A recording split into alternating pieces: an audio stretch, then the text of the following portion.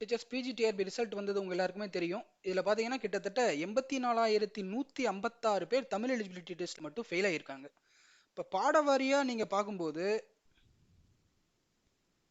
கிட்டத்தட்ட பாருங்க, தமிழ் தமிழ் மேஜர் உள்ளவங்களே 31,513 பேர்ல 5,369 பேர் ஃபெயில் ஆயிருக்காங்க.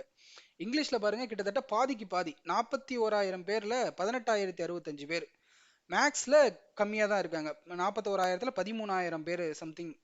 பிசிக்ஸ்ல 18 6, பிசிக்ஸ்லும் கம்மி. கெமிஸ்ட்ரியில பாருங்க 16,000 பேர்ல ஒரு 6,000 பேர் கிட்ட ஃபெயில். பாட்னில 7,000 பேர் எழுதுனதுல 2,815 பேர் ஃபெயில். ஜுவாலஜில 9,000 பேர் எழுதுனதுல கிட்டத்தட்ட 3,700 பேர் ஃபெயில்.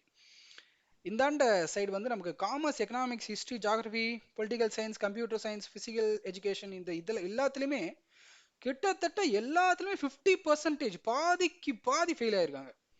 14,000 பேர் டோட்டல் ஃபெயில் வந்து 7,000. எக்கனாமிக்ஸ் பாருங்க கிட்டத்தட்ட 6,000 ஃபெயில், பார்த்துங்க 3,000. ஹிஸ்ட்ரி 11,000 ஃபெயில், பார்த்துங்க 5,000. ஜியாகிரபி 1,000 ஃபெயில், பாருங்க 500. பொலிட்டிக்கல் சயின்ஸ் பாருங்க 55 பேர் ஃபெயில், பாருங்க 28 பேர். கம்ப்யூட்டர் சயின்ஸ் 16,000 ஃபெயில் வந்து 8,000.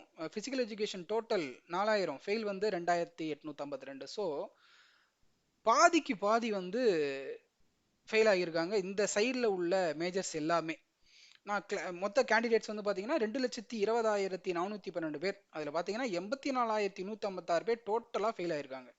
நான் கிளாஸ் எடுக்கும்போதே நான் உங்களுக்கு பல தடவை சொல்கிறேன், தமிழ் எலிஜிபிலிட்டி டெஸ்ட் நேரடியாக உங்களுக்கு ரிசல்ட்டே வராமல் உங்களுக்கு ரிசல்ட்ல பாதிப்பு ஏற்படுத்தும். மறைமுகமாக எப்படி பாதிப்பு ஏற்படுத்தும்னா, தமிழ் எலிஜிபிலிட்டிக்கு நீங்கள் கிட்டத்தட்ட அரை மணி நேரமோ இல்லை 35 நிமிஷமோ 45 நிமிஷமோ முழுசாக நீங்கள் எடுத்துக்கிட்டிங்கன்னா உங்களுடைய மேஜருக்கு கொடுக்கப்பட்ட நேரம் மட்டும்தான் இருக்கும்.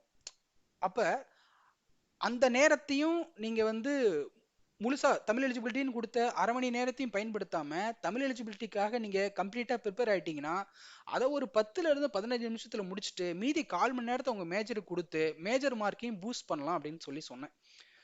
தமிழ் எலிஜிபிலிட்டி அவ்வளோ லைட்டா எடுத்திருக்கீங்க. இதுல முக்கியமா சொல்ல வேண்டிய விஷயம், இதை ரொம்ப ரொம்ப உன்னிப்பா கவனிங்க. இதுவரையும் 8 தமிழ் எலிஜிபிலிட்டி தேர்வுகள் நமக்கு நடந்திருக்கு. அப்பாயின்மெண்ட் எக்ஸாம், டிஆர்பி நடத்தக்கூடிய அனைத்து அப்பாயின்மெண்ட் எக்ஸாமுக்கும் தமிழ் எலிஜிபிலிட்டி இருக்கு. அதில் இருப்பதிலேயே மிகவும் ஈஸியான கொஸ்டின் பேப்பர் இந்த பிஜிடிஆர்பி தான். நான் 8 கொஸ்டின் பேப்பர் 8 கொஸ்டின் பேப்பரையும் 30 கேள்வி 240 கேள்வியும் நான் எந்தெந்த இடத்துல இருந்து வந்திருக்கு சொன்னதோட மட்டும் இல்லாம அந்த ஆப்ஷன்ஸ்ல இருந்து கேள்விகள் எப்படி கேட்கலாங்கிற கம்ப்ளீட் விளக்கம் வந்து எல்லாமே போட்டிருக்கேன். அதுல இந்த 8 கொஸ்டின்ல இருக்கிறதுலே ஈஸி, ஒரு இலக்கணம் சம்பந்தமான கேள்விகள் வராததா இருக்கட்டும், திருக்குறள் சம்பந்தமான கேள்விகள் வராததா இருக்கட்டும், அது இந்த பிஜிடிஆர்பி எக்ஸாம் தான். அதுல 84,000 பேர் ஃபெயில். ஸோ தமிழ் எலிஜிபிலிட்டி லைட்டாக எடுத்துக்காதீங்க. இப்போ காலேஜ் டிஆர்பி பரிச்சை உள்ளவங்க கண்டிப்பாக இந்த வீடியோவை பார்ப்பீங்க.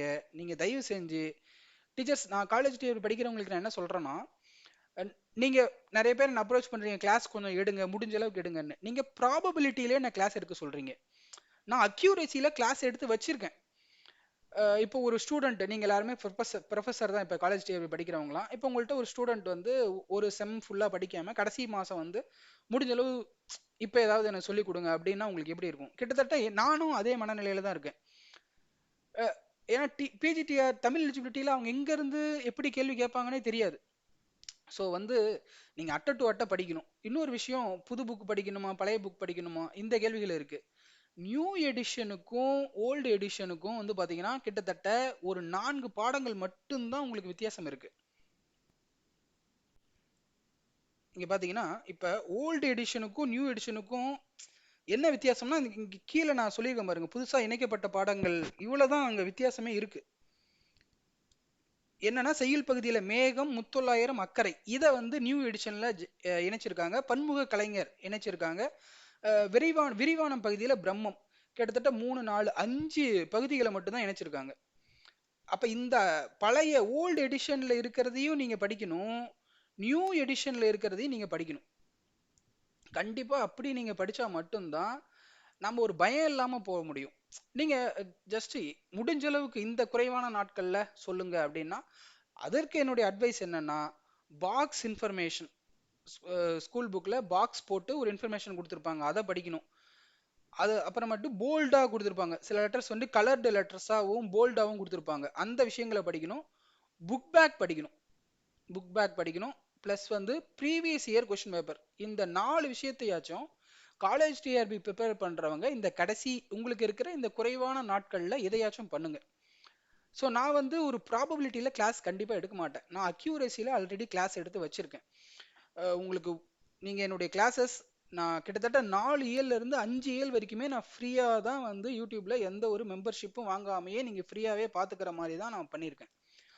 அந்த 5 இயர்லையும் பார்த்துட்டு மீதி இருக்கிறத பார்க்காம விட்டுறாங்க. ஓகே சரி விடு, மெம்பர்ஷிப் எதுக்கு வாங்கிட்டு அப்படின்னு சொல்லிட்டு அவங்க எங்கே போய் எப்படி கை வச்சு எப்படி கேட்பாங்கன்னே தெரியாது. தமிழ் எலிஜிபிலிட்டி நீங்கள் லைட்டாக எடுத்துக்கவே கூடாது.